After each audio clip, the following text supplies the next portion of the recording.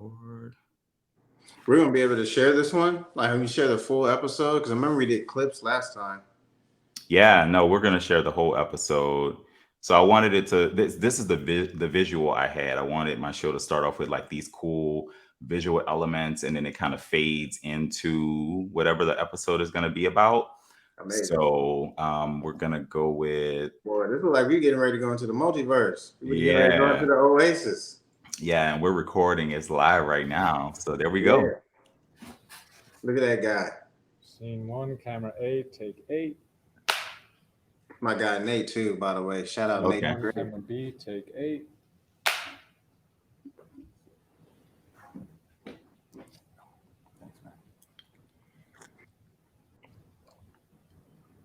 Movies always brought my family together. I wasn't a movie star then, but after film school, I was working on major films and TV shows. Then I got the call. I lost my dad to cancer. I went to therapy and learned creative visualization, and not only healed from the trauma, but learned how to create. And that's what this is, a revolutionary streaming series based on true events, some of which haven't happened yet. This is, and I am. Yes. I love it. I'm glad I waited to watch it because I wanted. Yeah, I love it. Just a little teaser, the little sneak peek.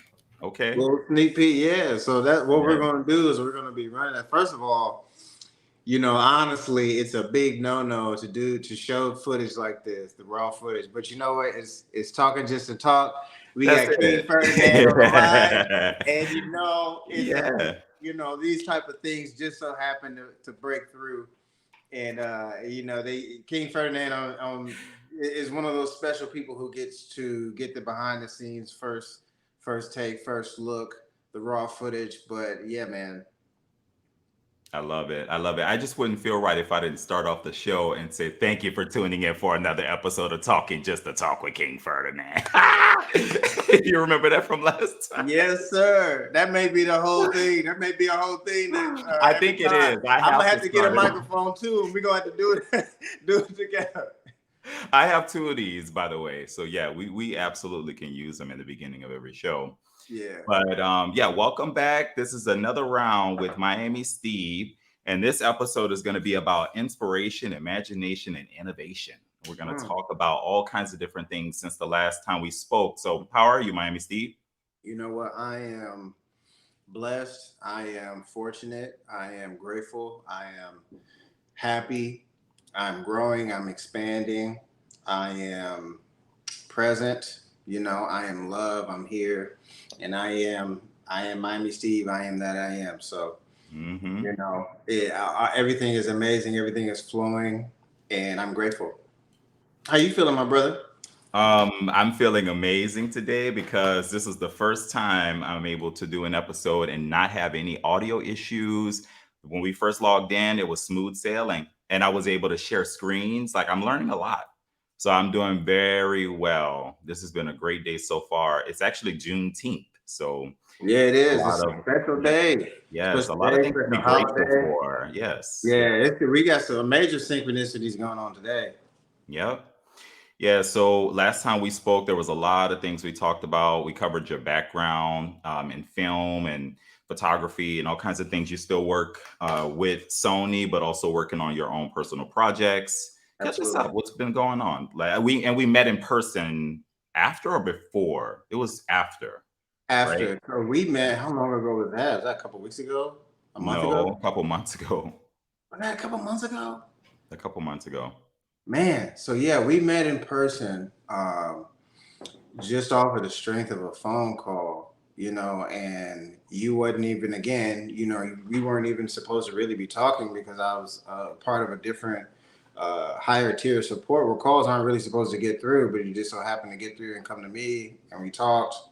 And we ended up linking shortly after that. We had a amazing conversation. I think we talked for a couple of hours, just talking about life and ideas and bringing things to life. I was showing you some of the stuff that I have curated and put together that I haven't released yet because I've been kind of building up a library of visuals and different things. And I still have some more amazing things cooking currently. and I didn't want to drop those things or put them out or post them until I had what you guys just saw. Hmm. Um, excuse me, what you guys just saw out there. So, excuse me. So now that I have that, we're going to be running ads and running promotion for Miami Steve so that people can see. We've created an amazing funnel, and it will be able to not only raise awareness and bring put a lot of eyeballs on who and what Miami Steve is, and drive traffic back to my production company, which is Agon Pictures, to my Instagram page, and then also to a landing page, which I'm going to share with you. I think I shared it to you. You can let me know what you think about that. Okay. But it's essentially being able to just create a funnel and drive traffic back to the page, to the Instagram, and then that can also, funnel people over to the landing page, which for serious inquiries, not only does it give an in-depth breakdown of who I am and who Miami Steve is and what the project is, but also what I'm looking for and where we're at and what we're trying to do. It also gives a breakdown or a link that sends you to the rights holder, which is Agon Pictures, and then also to it gives I have a whole like slideshow breakdown, a gallery where people can see everything that I'm talking about is accurate, right? So I've got my career and life in film and television over the last 15 years, working on tons of TV shows and movies, so that people can see, hey man, like everything I'm talking about is real. Hmm. From your past experiences, do you have any projects you worked on that you're willing to discuss? I mean, do you have Yeah, one in particular, Coming to America too, right? absolutely. What do you want to know? I I would love it. love actually the funniest moment on set. That's the first question, and then we can go into like your memories and everything. Was there Man, anything funny that happened? tons of stuff. Mhm. Probably the two funniest movies I worked on was that one, Coming to America, and then also Meet the Blacks 2 with Cat Williams and Mike Epps and Lil Duval, Danny Trejo, and all those guys, Rick Ross and all those guys. It was just a really fun set. Cat Williams is probably there's so many stuff. There's a lot of stuff out there that speaks negatively about Cat Williams, but that guy was amazing. I mean, he was very, Mhm. very nice. I actually got injured while working on that film. I had rolled an ankle, and he was the I didn't know it at the time, but he was one of the only people out when it happened. I thought I was like no one was looking, right? Because I was on the way outside to go get a piece of equipment, and the pathway was a little dark, and I stepped in I rolled my ankle in a particular part in a particular area in the ground, and he actually just so happened to be looking through the window and saw me, Mhm. and came and was like, "Hey man, are you okay? Like, are you good? I saw you didn't get super injured or anything like that." And I was like, "Man, wow, I appreciate that. You didn't have to do that." We also had this other thing called $5 Fridays, and Okay. $5 Friday is those big like water jugs or tanks or whatever like that are in office buildings. They put them on top of the little water fountain. It's like those big jugs with the cylinder neck. Yes. We fill those up with $5 uh, on the production. Imagine it's hundreds of people working on these movies. So everybody, you get a ticket, a raffle. You pay $5 per ticket, and then at the end, once everyone's done, they announce the winner over the radio, over the walkie, and whoever has the winning ticket gets the pot. Well, Cat Williams, to start it off, put $10,000 in there. So, that's the type of guy he is. I was like, man, this guy, from that day forward, I was like, I don't care what anybody says. This is a great guy. He's a real dude. Yeah, and sometimes you have to peel back the layers and get to know people and just ignore the noise. So I Absolutely. wanted to talk to you about that and if there's any other interesting stories you had on set because that was the standout when we first connected and you told me about a few different projects you worked on. To be Yeah, part of that legacy, I mean man. that's profound. Yeah, and actually, I wasn't even on it initially. A friend of mine, Marcus, was on it, and this is interesting. It's the thing about planting seeds. While we're Hmm. doing it, we don't realize that we're planting seeds for the future, but Right. we are planting seeds continually. You and I are planting seeds right now. We don't even know how we're doing it. right? And they're going to blossom in the future. Boom, there it is. There's one. Yes, we are. There's that. Boom, there's one right there. Yeah. So with that being in mind with the planting the seeds, I had helped Marcus out at a time where I had my camera equipment, because I've been shooting for many years, and I knew that he was wanting to get into photography more because I was going to help him along his path of growing in the locations department. He wanted to be, a location scout. We could go take photos, um, but he didn't have any camera equipment, and he didn't really know photography. Well, I, knew it, had my camera. I really hadn't been using it that much at the time, and I was like, you know what? I'll bring my equipment, man. I'll let you like play with it and get hands on. And he started to. I really saw him like really playing and using the camera, switching, like asking questions. How does this work? Hey, can I use it for this?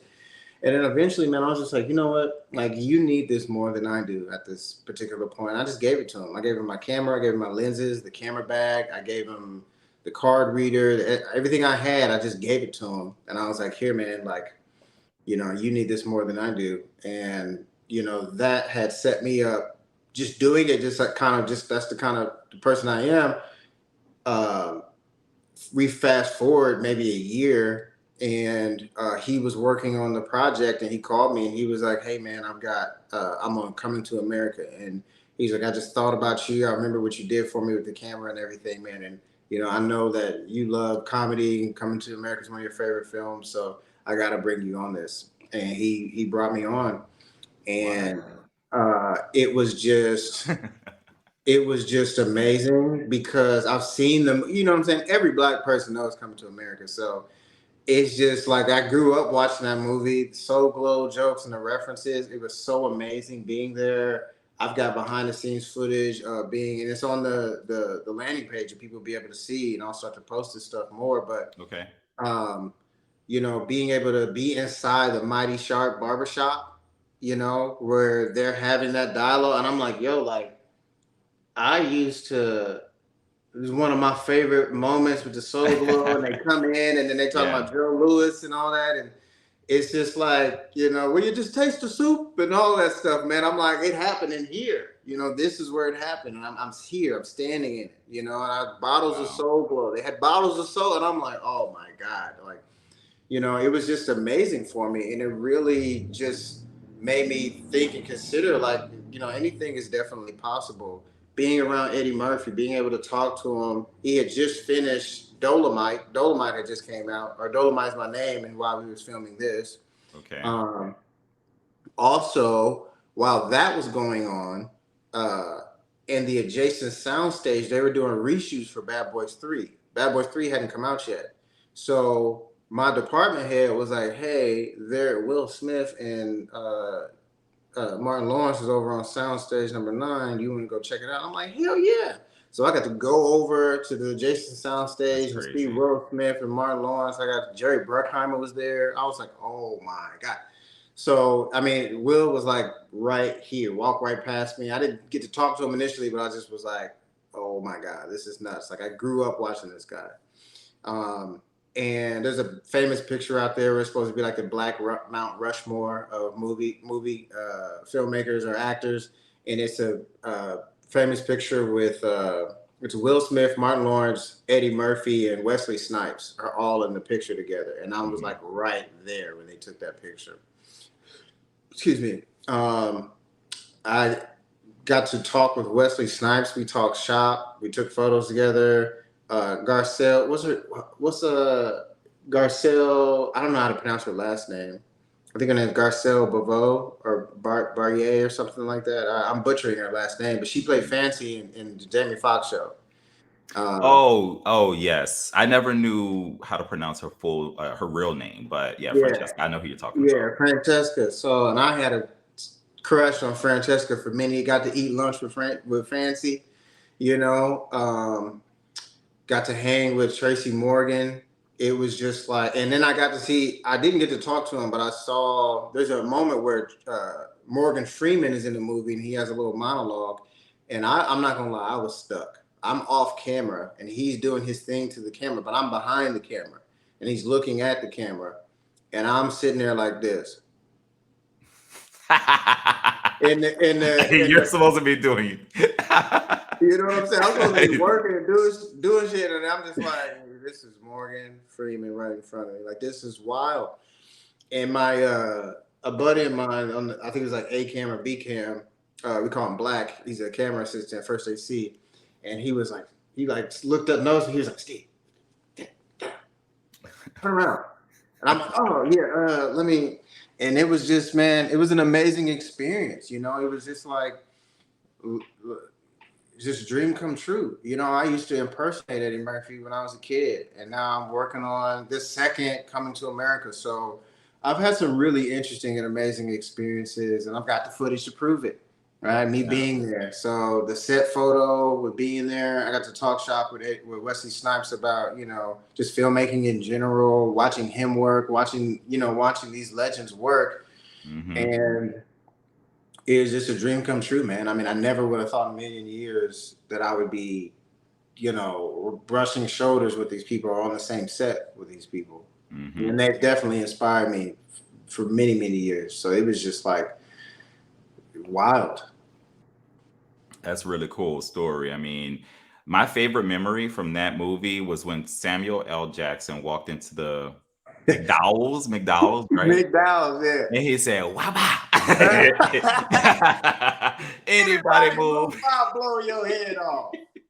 That's one of my favorite memories from number one. But Yeah. the second one was a lot going on. I only watched it at one time. And it's something about the original that always sticks. But Absolutely. that's an experience to be around all of those legends. So thank you for sharing. He said, "Who the f- is this asshole?" Yes, some legends. So speaking of inspiration, you mentioned that someone gave you basically the opportunity to be a part of that project, Coming to America 2. I mean, you are that person. You are a very giving person. And I put this up in front of my face because this was a gift that you gave me the first and only time that we've ever met in person in Nashville. Yeah. So I really appreciate this. And this is like a great reference tool that I'll be able to go back and forth and do my research, because you already marked a few things on here for me to research. So I appreciate that. You asked in the question, what book am I reading right now? And it's funny because I've actually started to read about auras. Ooh, okay. And chakras and things like that. I've never been into those types of things, but I am an energetic person. I feel vibe, I feel energy. So why am I not doing research and learning this stuff? So I literally just started to read a few chapters within the last week. Absolutely. So yeah, it's a very interesting thing because it's very factual. It makes sense when you really slow down and understand what they're trying to convey. So that's what I'm reading right now, in addition to this, as well as an ongoing reference tool, The Art of Public Speaking by Dale Carnegie. There you go. Yeah. So you know, that's another one. That's a huge one. I'm kind of on the similar path. I just finished. Well, I'm gonna be honest with you. I didn't get all the way through it because I just I got the gist of what it was about, but I just was like, okay, I think I get it. But it was The Miseducation of the Negro by Carter G. Woodson, which is kind of goes into mindset, but it's essentially saying how if you teach a man how to think, you don't ever have to worry about what he's going to do. And it was just kind of like, it really more so concentrated on Black people, you know, at the time of civil rights and everything like that, and also slavery, but also just that applies to just people in general, you know. So I got some tidbits from there. But what I'm currently reading now is I'm starting to focus on brevity, which is basically being able to say more with less. I cannot believe you just said that. Yeah. I'm in the middle of a book right now. Oh, I cannot believe you just said I think that. the name of the book is Say More with Less. We are definitely on the same path. I have a good friend of mine that he's moving back to Spain, unfortunately, in a couple weeks. We call him Professor Frankie. I have a dry erase board right in the kitchen when you first walk into my space. And on that board, he wrote a quote with brevity in it. And I left it up there for several weeks, I think over a month at this point, because I remind myself every day that you can say a lot and really don't have to use a whole lot of words. Absolutely. So I'm literally refining, rephrasing, narrowing down. Mhm. That's been my focus, doing a lot less and being able to make a lot more impact in that way. Yeah.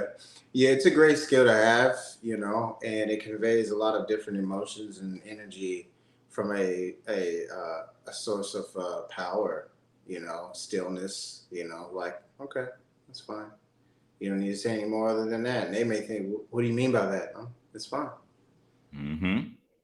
Yep. So the question you asked in the when I sent the invite, I wanted you to put in a couple of questions, but you asked what inspires me, ideas, concepts. How do they come to me? I Yeah. wanted to answer that. So I get inspiration from the things around me. I get inspiration from the people I interact with. And I also like to reflect back on things. And then I get inspiration from that because it's almost like a blueprint that you've left for yourself. We had Black History Month in, I guess, February, and I watched the speech. It was Martin Luther King, Dr. Martin Luther King. What's your blueprint is what it was called. Mm, A very interesting speech because when you really look back on your blueprint and the breadcrumbs you've left yourself, really, you can see where your life is taking you because your life is communicating with you at all times. So when I look back, my first job, I was a cashier at a grocery store, making announcements on the loudspeaker, ringing people up, building communication skills and connecting with people from day one, the first day on the job. So it's no coincidence that I'm still running around here with a microphone. right. And my nickname was Mr. Telephone and Mr. Telephone Man. And I used to always talk to people and just connect. So I Mhm. get inspiration from people a lot of Yeah. times, and I could go from there. Mhm. Yeah, it's same for me. It can come from people, from just surroundings in general, situations, things that a person can say, something I can see. Like I just was having a conversation with someone about like ideas for different like film concepts, and we were talking about which I have a couple, and but I didn't have one like a sol. I had like a one for sci-fi, but it's kind of like slightly sci-fi racing. Hmm. But he was saying that that's his sweet spot. Is like he knows how to talk about that and sell that. And I'm like, okay, great. So, and later he's like something about maybe the future and like time travel maybe or something. And I'm like, there's a lot of great stuff out there. But I think he referenced Edge of Tomorrow. And I was like, yeah, it's a great film and one of my favorites actually. And I was listening to a conversation, an interview with Patrick Bet David earlier today when I was working out, and he had mentioned Neuralink, and I was like, "What is that?" And when I looked it up, it's basically about how over the last couple of years, King Ferdinand they are starting to put they're doing the human trials on putting chips in boy implants in boys' brains. And I was like, this is a real thing. And they're like, yeah. And Elon Musk just got the patent for it.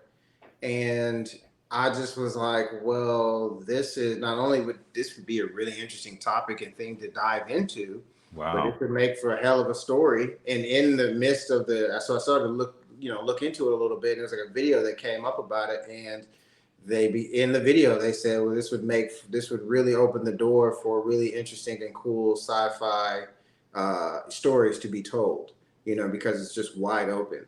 And I was like, well, there you go. Thank you, universe. That was fast. Hmm. It surprises me every time because it's like the moment you decide or say one thing, someone else might show up in that moment, unrelated, not connected to you, and maybe not even in the same environment, and they come over to deliver a message based off of what you just said. Man, wild.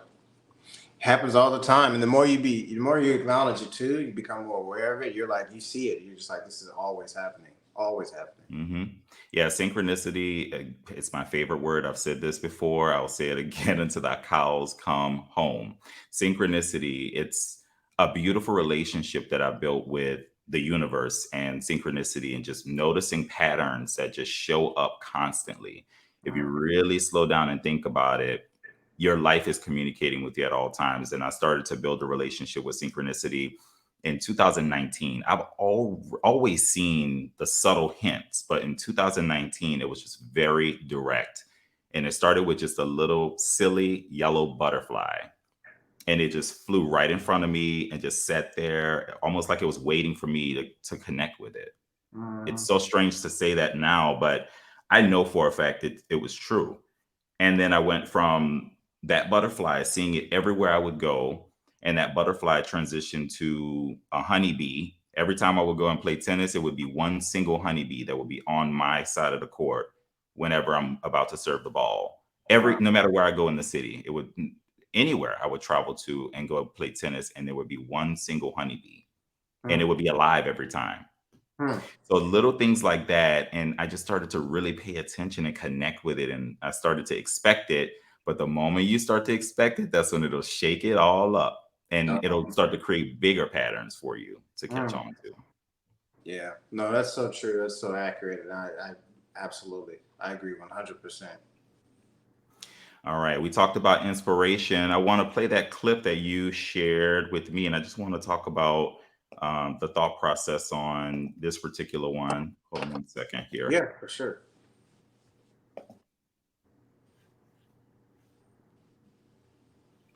I tell you what, while you pull that up, I'm gonna be right back. Give me 1 second. All right, I'll have it going. Okay.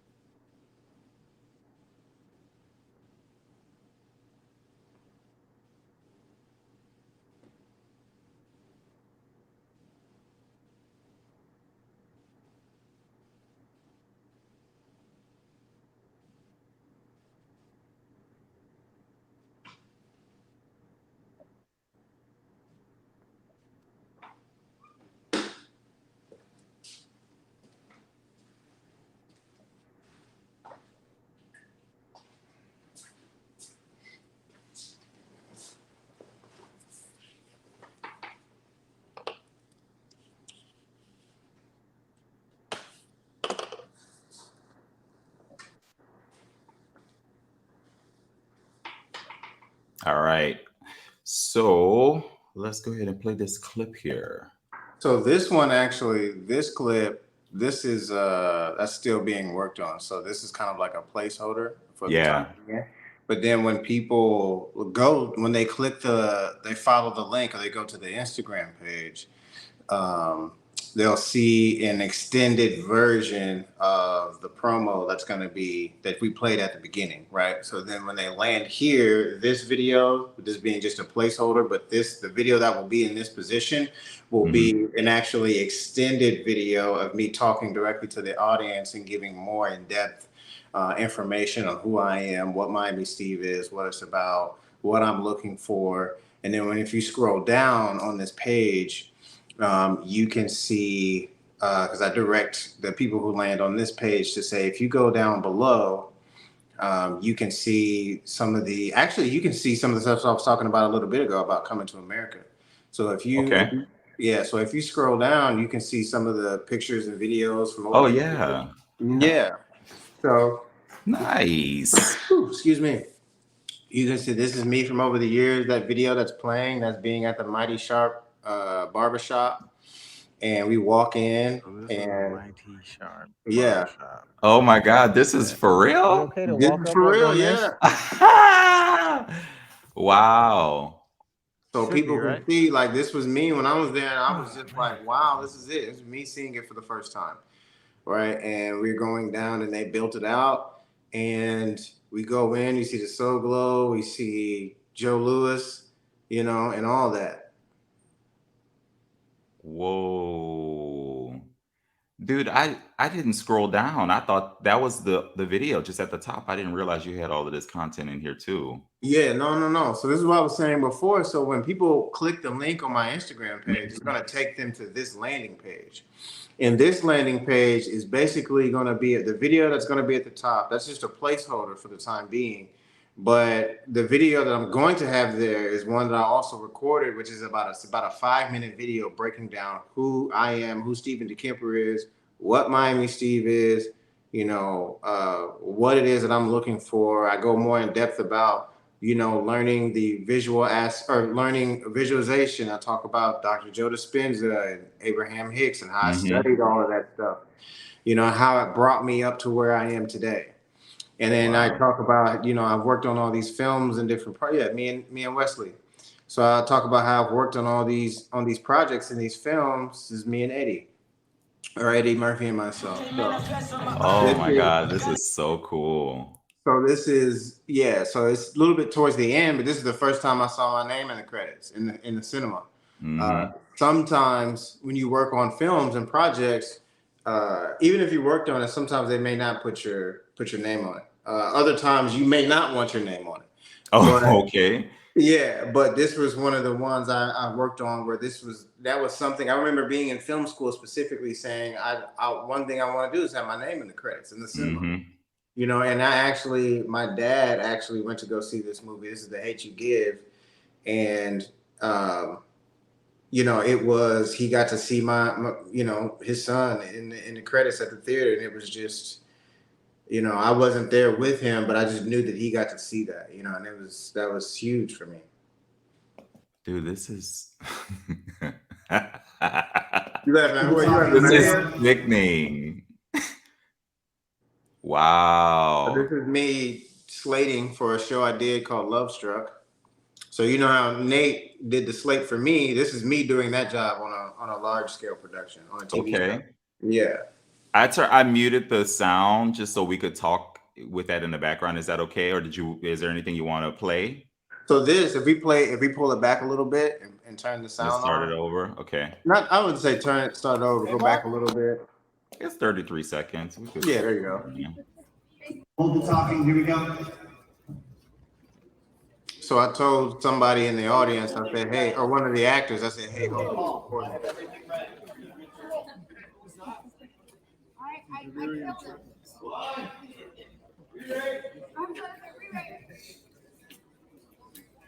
Thank you, everybody. Top of the scene with Sparks on the chorus. Cameras, throw them up. Let's go. Roll. Oh my God. Hey, Mark. It feels like we're on set right now. Hold the talking, here we go. We got a lot more. Keep on scrolling through here. Yeah. I can break some of these down. You like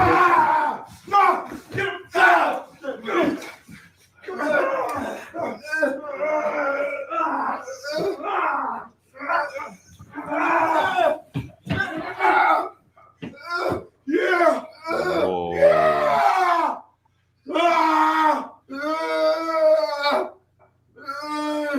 Cut. Okay. That was good. Oh, wait. Was that That's Mike Epps. yeah. Ah! So that's on Meet the Blacks too. Nice. Yeah. Okay. So this is me and my B Cam. These are my guys here. So that's myself, my guy Chile, and I forget the ops name, but he was a really, really great guy. Really nice guy. Okay. Yeah, I'm so happy you sent me this. This is amazing. This is your resume. This is your body of work. Yeah, me over the years, I'm telling me and Danny Trejo, Lil Duval. This is showing people, hey man, I've been out here. I've been doing this for a long time, man. Yeah, you have. Let me see if I could. Oh, there we go. So Okay, I mean, the only thing is it shrinks it down a little bit. So let's see. Yeah, it's like a camera like that. That's That's a lot going on. Oh, yeah, you gotta build that. I have a video on here where I'm building one. You have to like Really? it's not like you know what I'm saying. It's not like the ZV1 or whatever. Like you have to Oh build yeah, and that. I still need help, Miami Steve. Yeah. I need a training class for the Sony ZV-E10. Please help. The E10, yeah. But this is crazy, man. This is Over beautiful. here, GPS, backlot. Right now, this is Let me go back out. All right. So is there anyone in particular? Look at this. And you can Oh even yeah. see these me as a teenager. You know, it's Mm-hmm. 17, 18, 19 years old. I've been doing this stuff. Wow, you've been out here. You've been out here in these streets. Yeah, man. So, you know, I've been around for a minute and we scroll through. And if you have any questions about any of them, you can, you know, ask. But yeah, man, this is the resume, man. Wow, I'm mesmerized. I mean, I'm following your lead. I'm just gonna scroll. I might have a question, but like Yeah, this if is you see anything and you're like, beautiful. what's this? We can get into it. So the White House or a stage that's supposed to look Yeah, like so it. that's the Tyler Perry Studios, the show The Oval, that's out right now. Okay. When they were building that, we were basically when we had some downtime, we went over to this soundstage. It was like basically running through the White House that he had, which he has a makeshift White House that's built on the back lot. Mm-hmm. Yeah, so we went in there, was walking around and taking pictures and stuff in there, and it was nice. And that was before the show had premiered. So it's out now, though. I don't know what season it's in. I think it's season 2 or 3. I'd never heard of that show before. Yeah, the Oval. Let me see. We're Yeah. going to Domino's real quick. Yeah, so this is a local pizza place called Hot Box Pizza back in Indiana. And I did one of the commercials for them. Okay. Dude, you got a resume, a beautiful resume. Yeah, there's gonna be a lot of collaborations between King Ferdinand and Miami Steve. I see. Yes, sir. Absolutely. All right. So then it'll be a link to take you to Instagram, which I already have that pulled up. Yeah, I wanted to have that up just in case there's anything that you wanted to discuss on this. And I had it up here. Let me just make sure the audience is able to follow you. I had it spelled wrong, I think. I can go and edit. This is right. I am. Yeah, that's it. 3 eyes. Okay, I fixed it in the beginning. I was like, I'm missing an eye. Yeah, I am Miami. So the I am and the Miami are all one word. So yeah. But yeah, so once you get everything completed, you'll have it pinned up to the top so people can go and review it. But I mean, Absolutely. yeah. So I have so like that animation on the far right.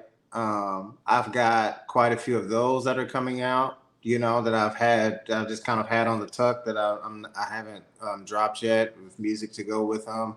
I've got some other really cool 3D art that I'm working on that's getting ready to come out. I've got some AI art that's coming out that's going to be really, really fascinating. And there's actually, I'm trying to think of, no, I'll just surprise you guys, but it has to do with, it's kind of a spinoff of some work that was done for Lionel Messi, who just signed with the Miami soccer team. Mm-hmm. And the artwork is phenomenal. And I tracked the artist down and worked with him, and he was like, we can absolutely put something together. So that's another thing. A few more pictures for photo shoots and pictures for Privé Revaux, which is Jamie Foxx's and Jeremy Piven's sunglass line. And then also some Porsche stuff, because Miami Steve drives a Porsche. Yes. I've actually just recently joined Porsche Club of America, which I'm highly excited about.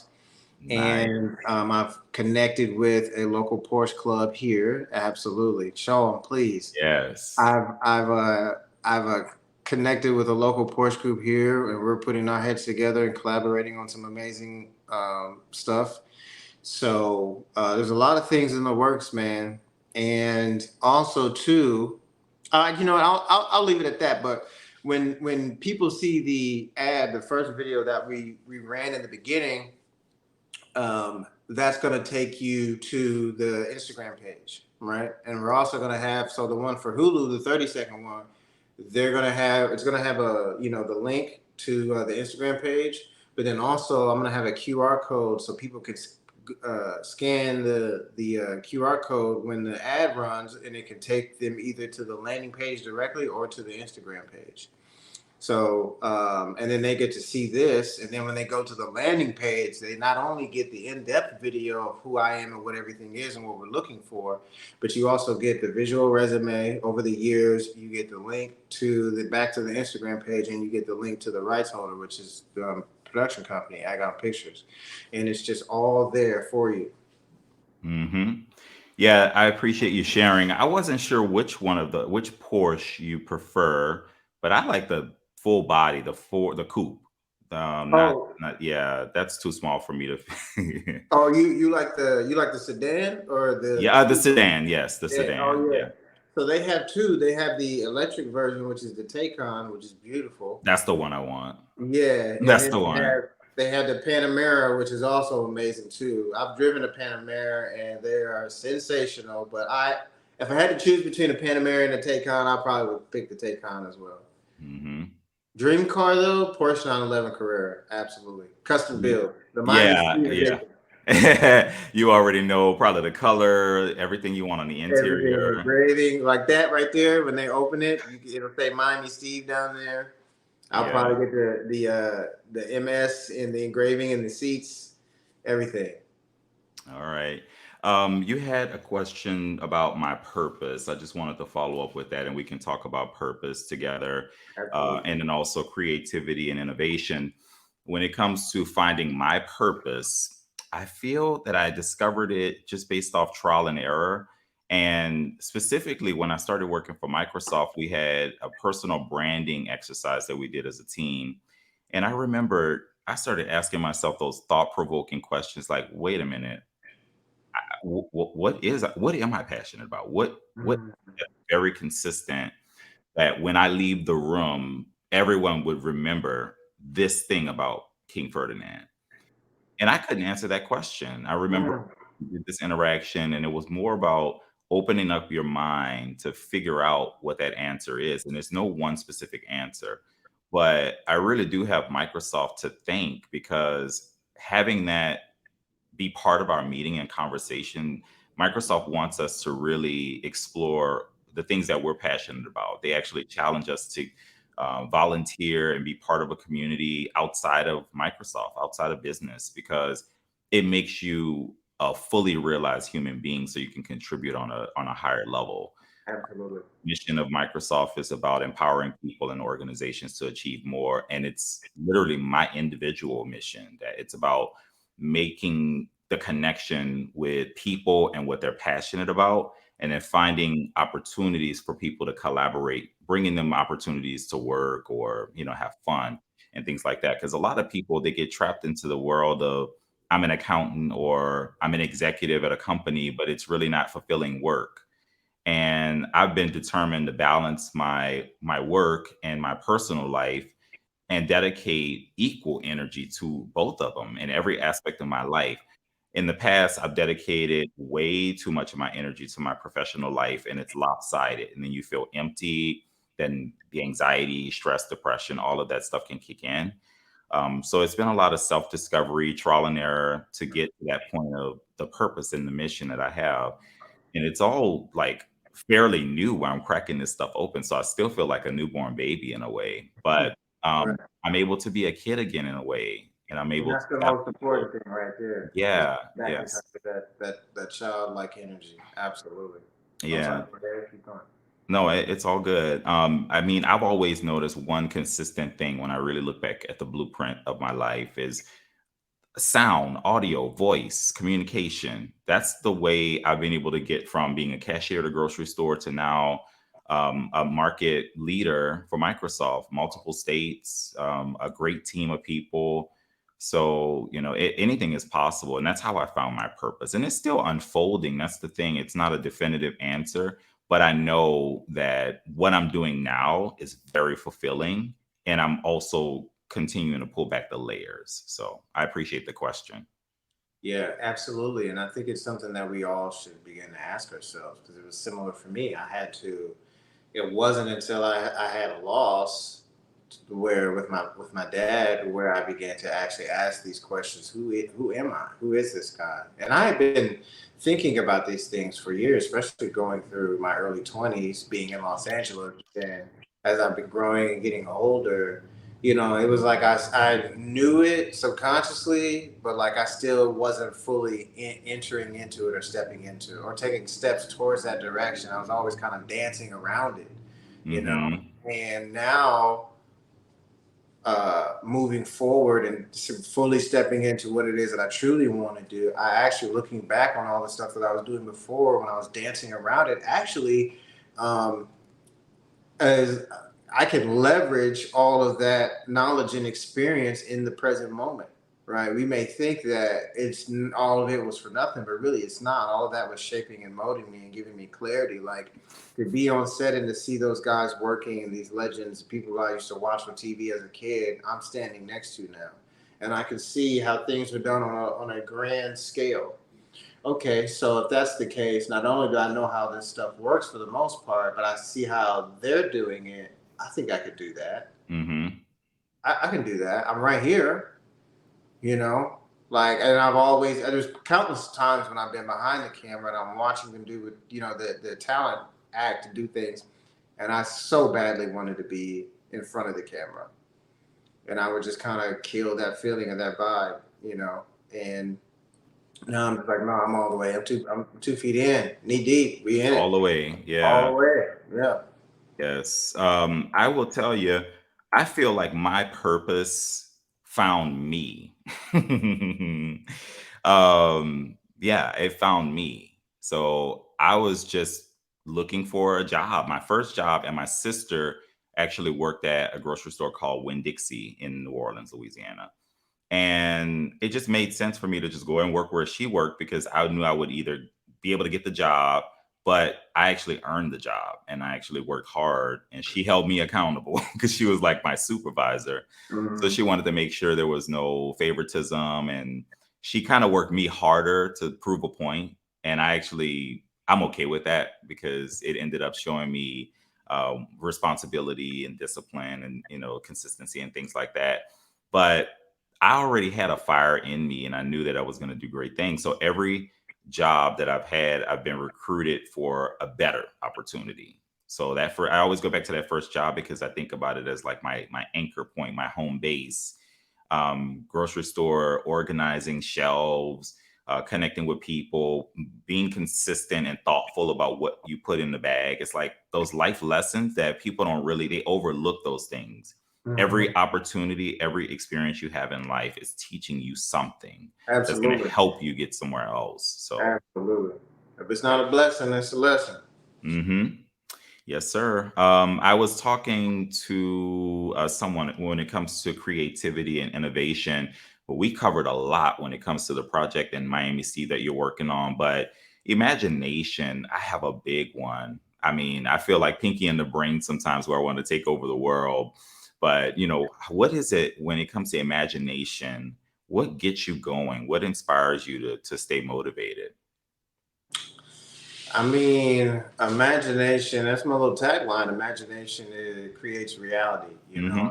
It's just the thing that keeps me going.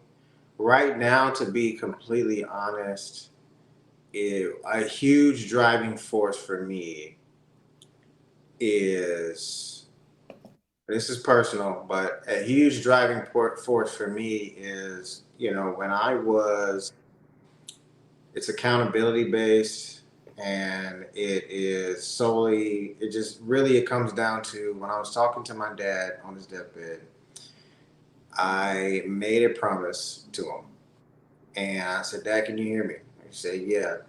I squeezed my hand if you can hear me. He squeezed my hand and I made a promise to him. And that was such a strong and powerful and emotional time for me that anytime I think about quitting or anytime I get upset or whatever, like I remember that and it just it reignites the fire to keep Wow. going. I have to do this. I have to because the promise it has nothing to do with me actually. Like that's the most interesting thing about it. I made him a promise about to do something for someone else, and I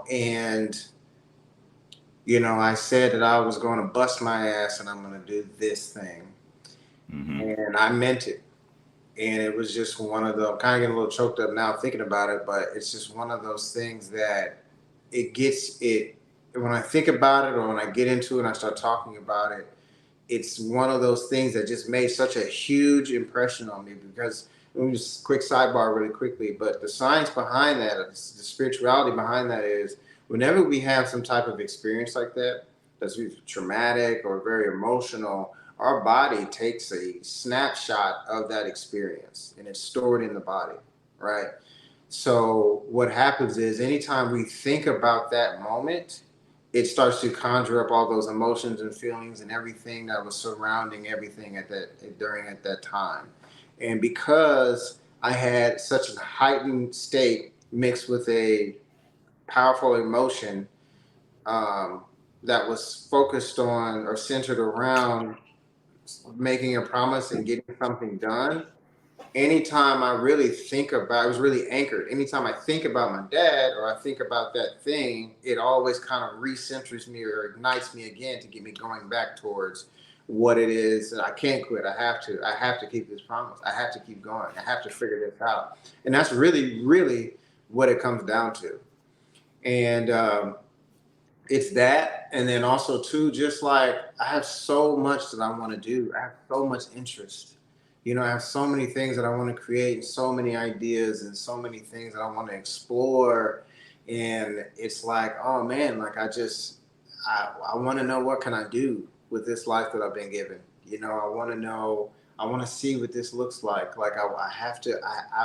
I know all the feelings. I know what I've visualized and what I've seen. You can't tell me that's not real. I felt it.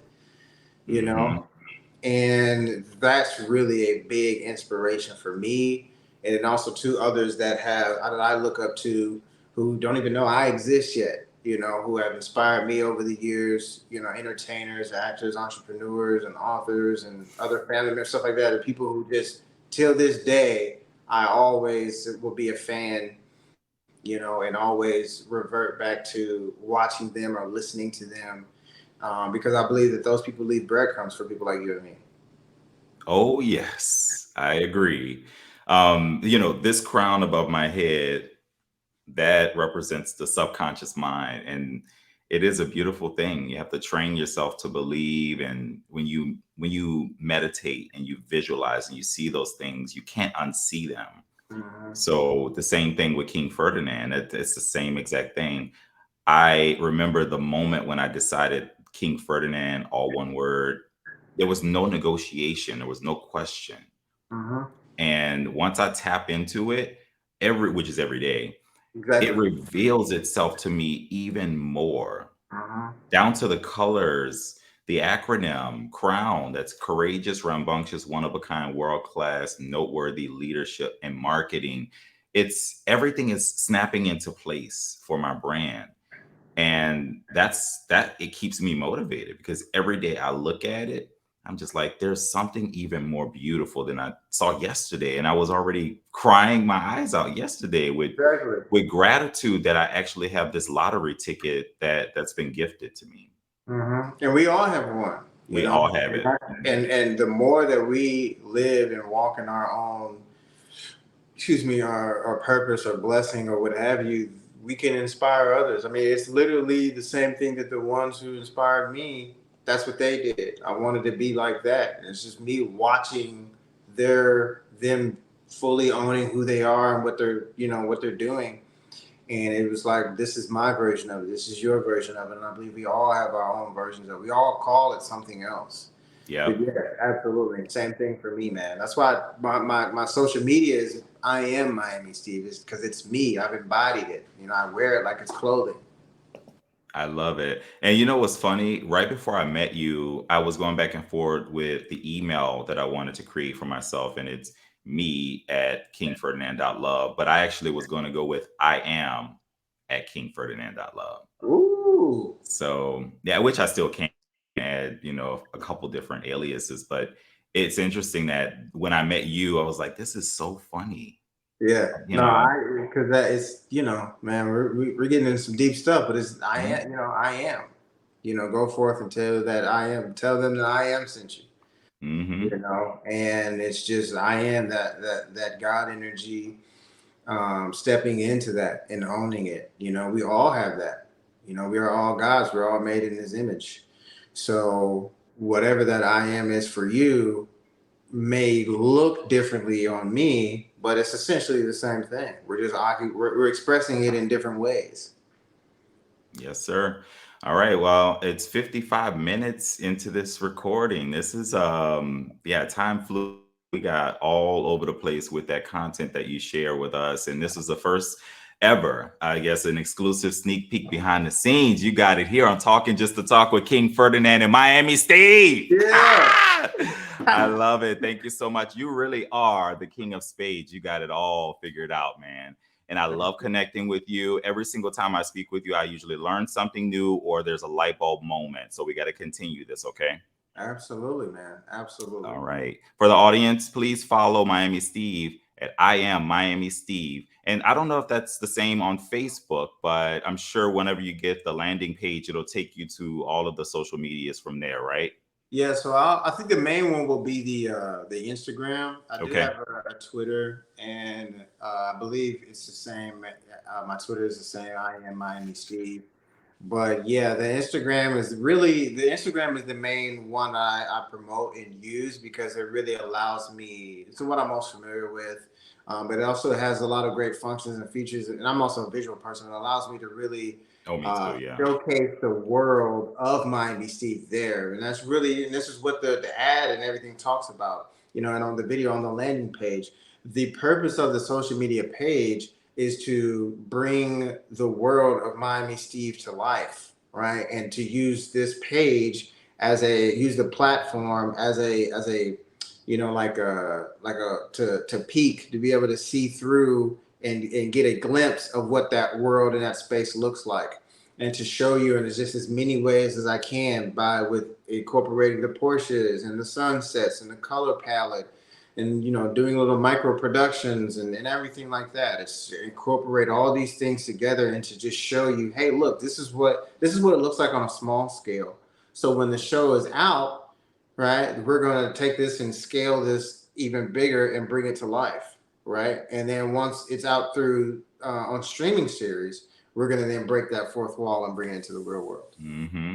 Oh, yeah. I learned about the fourth wall from the last time, and I'm so glad you clarified for the audience. So thank you once again, Miami Steve. I appreciate you spending time. You always have a place to call home at the House of King Ferdinand. Okay. Thank you so much. Appreciate that. Always a pleasure. Peace and love, my brother. All right. Have a good one. You too.